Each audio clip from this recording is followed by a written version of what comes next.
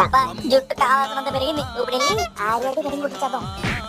ఈ రోజు మంగళవారం క్రాఫ్ట్ చేయించుకోకూడదు.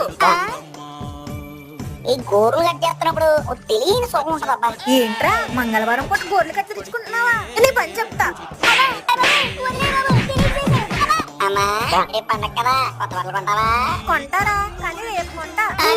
పండగ రేపు రేపు కొంటానంటే ఈ రోజు మంగళవారం కదరా, కొనకూడదు.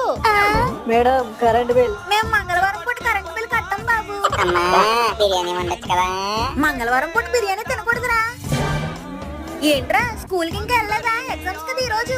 అంటే అమ్మా అది ఈ రోజు మంగళవారం కదా, అందుకే మానేశారు. మంచిది కాదు. మా అమ్మ ఇప్పుడు ఎంత హ్యాపీగా ఫీల్ అవుద్దు.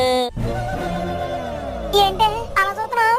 ఎల్లి పరీక్ష రాయరా అంటే నా మీద పంచులేస్తావా? ఉండురా నీ పని చెప్తా. అదేంటి మంగళవారం పూట పూజలు తొలపనాను? నిన్ను దులుపుతాగా.